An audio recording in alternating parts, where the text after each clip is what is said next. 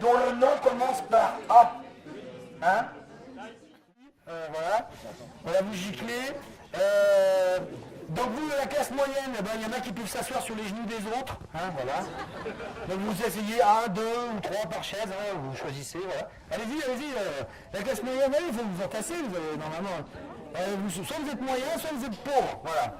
On va faire toute la conférence comme ça, alors installez-vous. Voilà.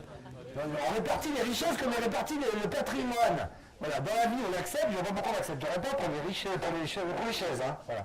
Une vingtaine de pauvres, donc il en faudrait une vingtaine de pauvres. Sur les 20 pauvres, il y en a une dizaine qui va être debout toute la conférence. Voilà.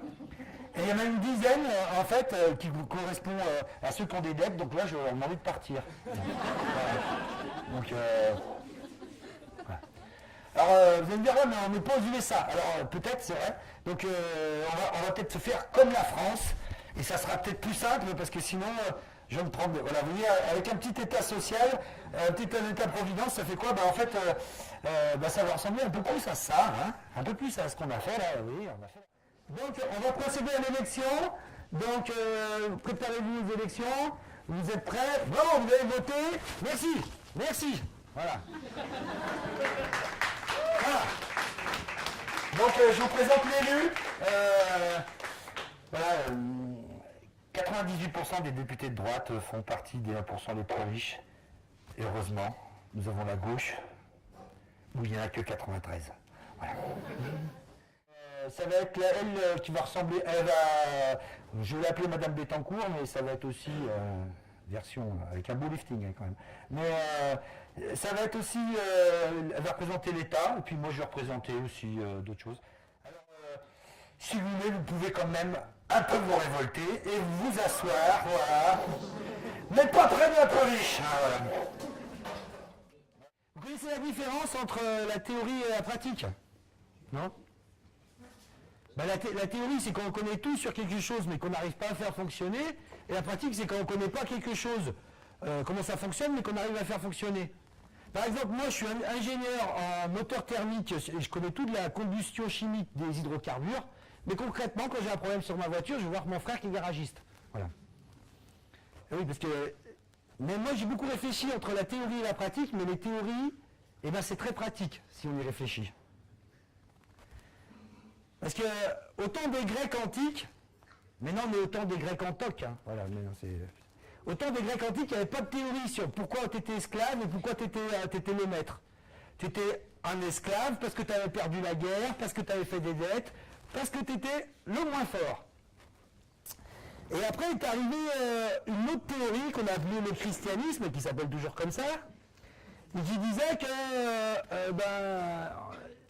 l'esclavage c'était pas bien. Seulement dans la pratique, on a continué l'esclavage. Donc il a fallu améliorer la théorie. La théorie, elle dit que toi t'es pauvre, c'est dur maintenant, mais plus tard, quand tu seras mort, ça sera le bonheur. Et toi, t'es riche, mais le Seigneur il t'aime pas, donc plus tard ça va être la merde pour toi. Voilà, c'est une théorie. Après, il y a une théorie, ce qu'on appelle la théorie des lumières. Comme quoi les gens sont tous égaux, les uns avec les autres. Mais dans la pratique, on a continué à faire le colonialisme. Alors le colonialisme, c'est-à-dire, toi t'es colonisé, c'est dur maintenant, mais plus tard, tes enfants, tes petits-enfants, ça va être le bonheur.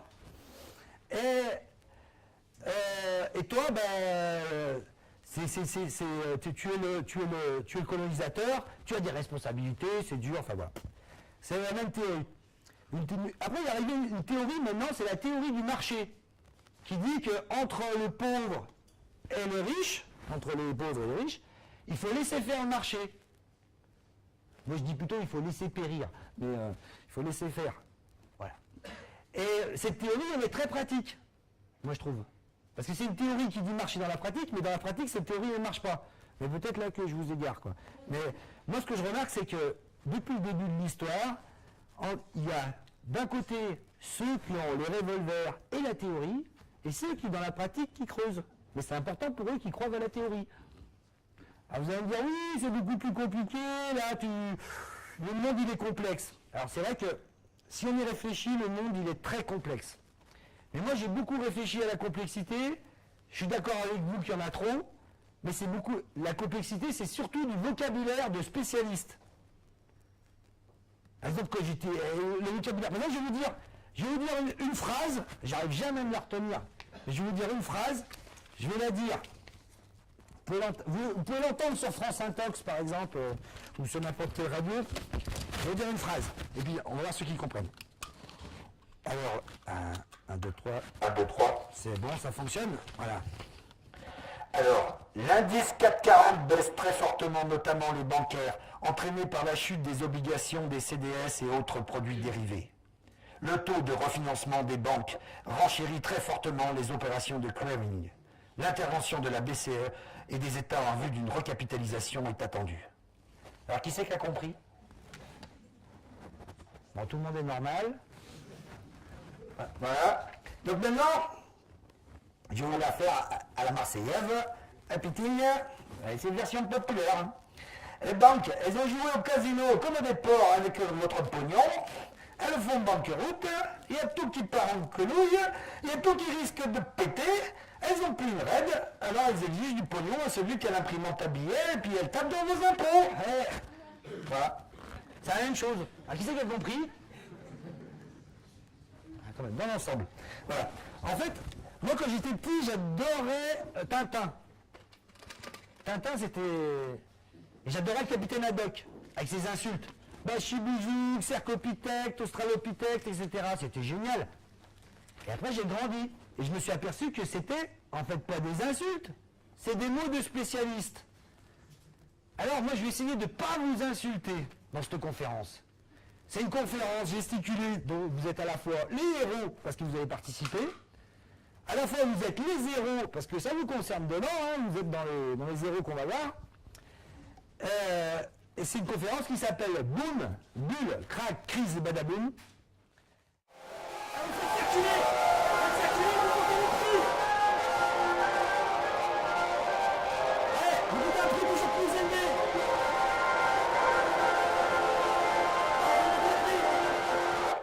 Ah, stop! Celui qui l'a, il a dans le cul. C'est le Mistigli. Voilà. Vous avez perdu. Donc là, on a fait une petite bulle. Ça s'appelle une bulle spéculative. Hein, donc, voilà, je vais essayer de répondre à la question. Vous savez que Jésus, il a emprunté 1 euro à un grec il y a 2000 ans, à 5%. 1 euro à un grec à 5% qu'il doit rendre en or. Eh oui, à l'époque, voilà. Combien doit Jésus aux Grecs? Vous êtes prêts? Bon, j'ai fait le calcul pour vous, voilà. Jésus doit 4 milliards, 2 milliards, 2 milliards, 2 milliards d'euros. Voilà, ça fait à peu près ça. En fait, c'est exactement 138 milliards de boules d'or. Voilà. Sachant que chaque boule d'or, est de la planète et du poids de la planète Terre. Alors vous me dites, Jésus, il est dans la merde. Et vous avez bien raison. En plus, il est 2 fois dans la merde parce qu'il n'est pas prêt de toucher l'héritage avec un Père éternel. Voilà. Il se remplit par les intérêts et qui se vide par les endroits où on rembourse. Je vais essayer de vous le faire comprendre de manière plus visuelle. Alors, je suis désolé.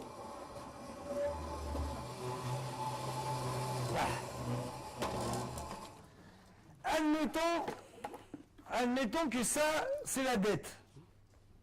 Et ça, c'est le robinet du remboursement. Normalement, ça fonctionne. Ah, faut que je le branche.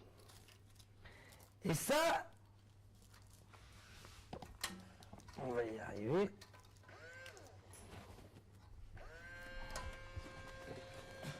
Voilà.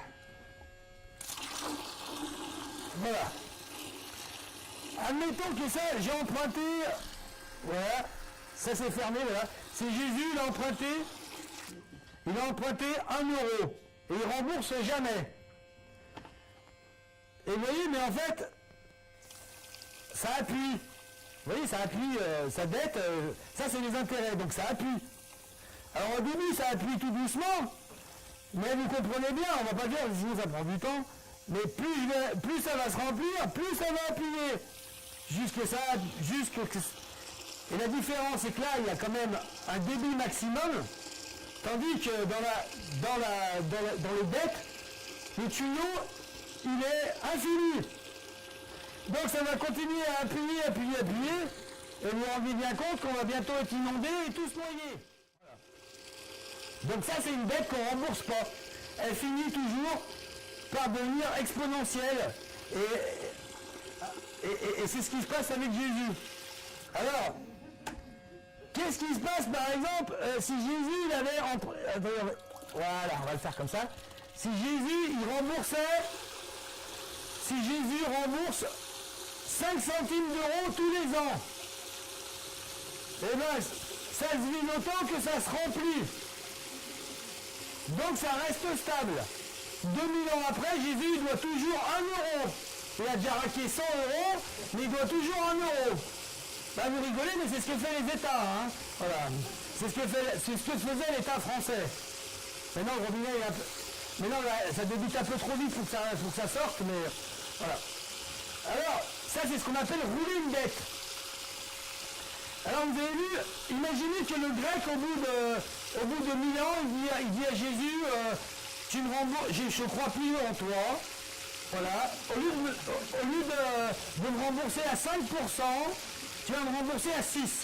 C'est-à-dire que c'est moi qui vais choisir le taux d'intérêt.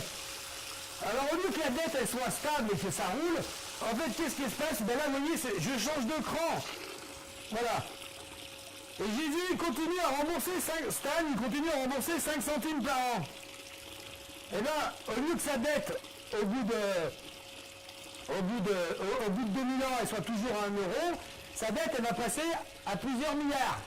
Parce qu'elle va redevenir, vous voyez, vous comprenez, ça va redevenir exponentiel. Et on va repartir. Après, il y a la troisième forme de dette. C'est par exemple la forme de dette, comme ça, quand vous achetez une maison, enfin j'espère pour vous, et c'est quand, par exemple, en fait, vous remboursez plus que les intérêts. Et là, votre dette elle va diminuer tellement qu'à un moment, les intérêts ils vont s'arrêter et vous allez pouvoir finir une dette. Ça, c'est une dette. Mais vous avez vu qu'il y a un truc qui est super important, c'est là, c'est l'écran. Ça, c'est les taux d'intérêt. Voilà. Et si vous laissez les décider, en fait, une dette déjà c'est exponentiel, mais si vous laissez les taux d'intérêt comme eh ben c'est lui qui les décide. Time is money! Tuons le temps, il reste monnaie, c'est de l'argent. Les assassins ont trop à faire. On fait la queue devant les cimetières. Time is money! Allez, encore minutes, bande de martyrs. Vous n'en finissez pas de mourir. Un seul tombeau, vive la technique. Et c'est pas la peine qu'on vous explique. Juste une petite citation avant de commencer. Et juste une intro dans l'intro. Moi, je considère que la connaissance, c'est comme un puzzle. Vous avez tous fait du puzzle, enfin, je pense. Le puzzle, il y a des pièces qui sont dures à raccrocher. Alors, ce que je vais essayer de faire avec vous, c'est vous donner certaines pièces du puzzle. On ne pourra pas faire tout le puzzle. À vous de continuer.